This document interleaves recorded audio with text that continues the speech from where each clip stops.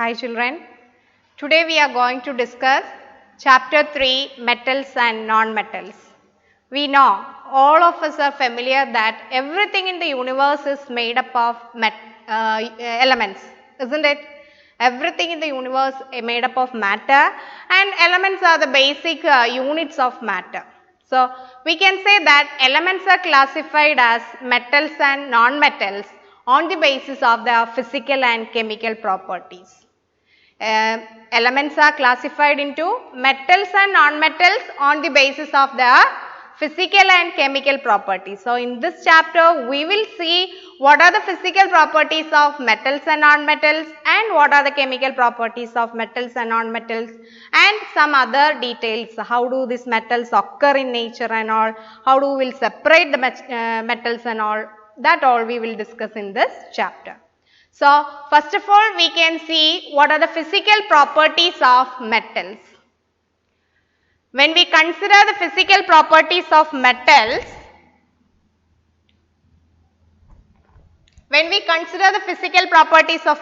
first physical properties is physical state.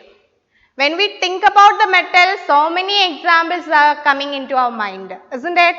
Gold will come, silver, iron, aluminium, all these different types of metals. When I am telling about metal, lot of examples, different examples will be coming into each of your mind. So, what is the physical state? When you are thinking about some metal will be coming into your mind, and what will be that physical state of that metal? Yes, it is definitely solids. So, we can say that most of the metals are solids in nature. So, physical state, if you are considering the metals are solids. Most of the metals. Why I am telling when we discuss the properties and all, most, because there will be some exceptions.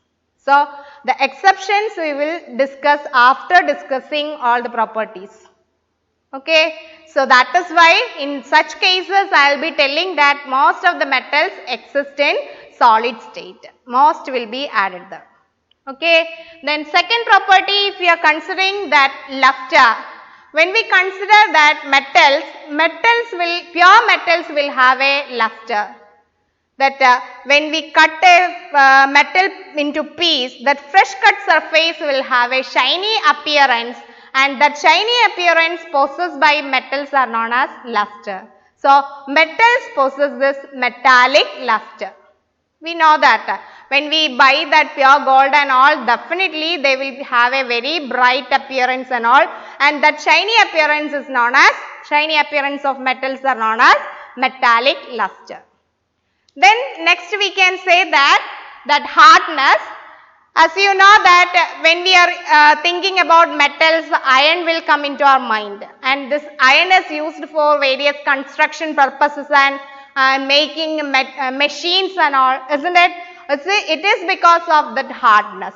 So, metals are hard. Most of the metals are very hard, and that hardness of metals varies from metal to metal. So, some metals will be very hard, and when we consider some other metals, they will be very soft also. Okay, sodium and potassium, if you consider, we can cut it with a knife. So, we can say that most of the metals are hard, and that hardness varies from metal to metal. Then we consider the next property, malleability. Malleability is the property of beating the metal into thin sheets. If you are beating that metal piece, a thin sheet of metal will be produced there, and that property of metals are known as malleability, and most malleable metals are gold and silver. Gold and silver are the most malleable metal. We can make very thin sheet of gold and silver there. Then comes the next property, ductility. Ductility is a property of drawing wires from that metal piece. If you are taking a metal piece and if you are drawing into wires, we can make a thin wire of the metal, and that is known as ductility, and gold is the most ductile metal. For that one activity is there in your textbook, that is given there. If you are taking 1 gram of gold metal, from that gold, if you are taking 1 gram and that 1 gram gold piece can be drawn into a wire of 2 kilometer length. So, we can say that gold is the most ductile metal. Then we consider the next property, conductivity. You know that we are using our houses that vessels which is made up of metals and all for cooking purposes and all, isn't it? That is because metals are good conductors of heat. Because of that property, we are using vessels with metals for cooking purposes and all, as they are good conductors of heat. And we can say that silver and copper are the best conductor of heat. Silver and copper are the best conductors of heat. And there is lead and mercury which are considered as the poor conductors of heat. Then moving on to the conductivity of electricity, we can say that metals are good conductors of electricity, because we know that metals, metallic wires are used for electric purposes, wiring purposes and all. In household wiring purposes, we are using that copper wire, and then we are using that outside in that road and electric post and all, there we are using aluminium wires, as the metals are very good conductors of electricity. So, we can say that metals are good conductors of heat and electricity.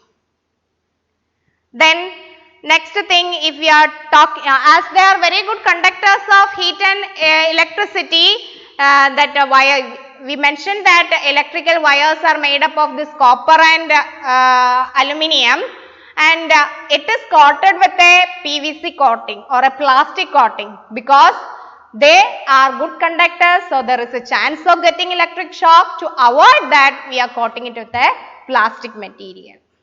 Okay. Then next we are moving into the melting point. When we consider the metals, they are in solid state. So, as if we want to melt them into liquid form or convert it to liquid form, definitely we have to apply that much heat energy. So, their melting points are very high. Then we consider next property is sonority.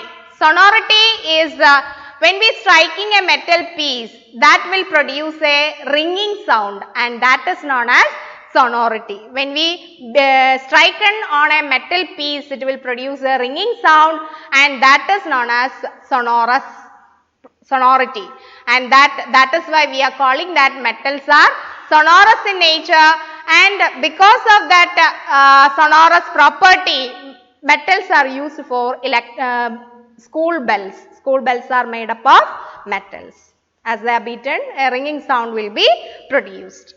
And then we consider the next property, density. As they have mass and volume, definitely they will have a very high density.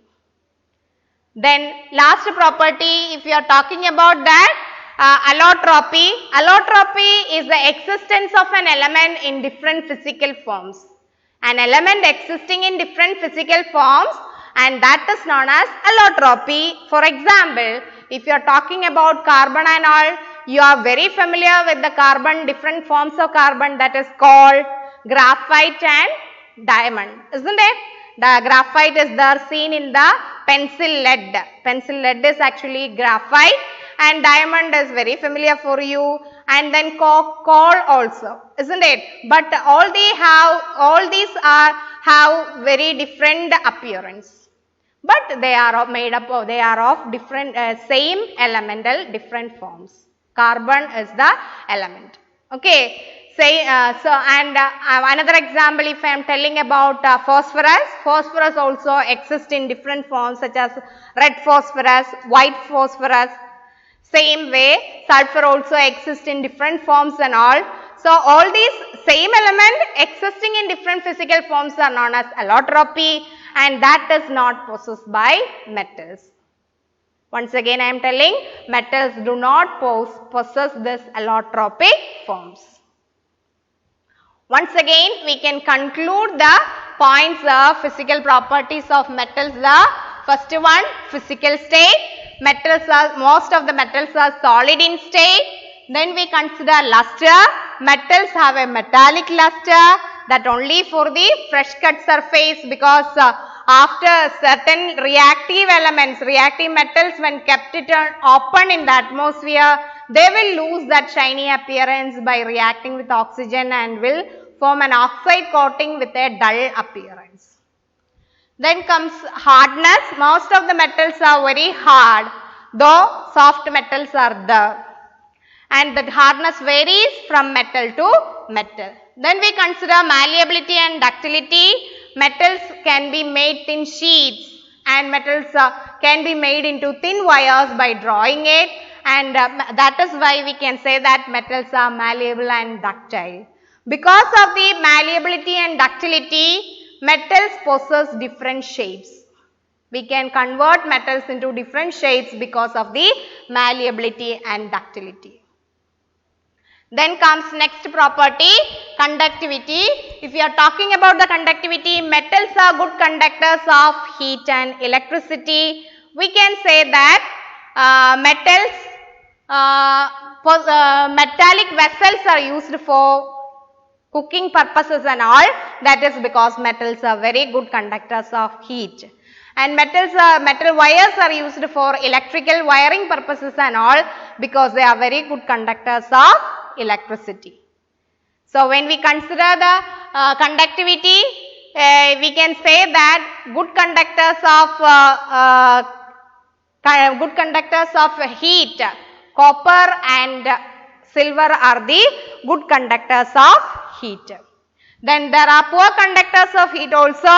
Lead and mercury are the poor conductors of heat. Then we have already mentioned that because of good conductors, metals are good conductors of electricity. To avoid the electric shock, it will be coated with a PVC coating or a plastic coating. Then comes melting point. Metals have a very high melting point. Then sonority, metals produce a ringing sound when beaten with a piece.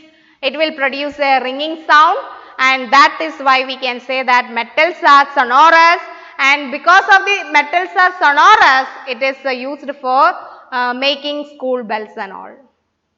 Then comes the density. Metals have very high density, and metals last. If you are talking about metals do not possess this allotropy.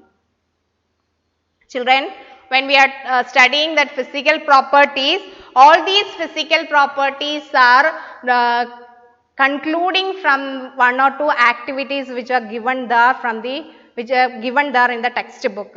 By considering that textual activities and all, we are drawing this conclusion for this physical properties and all.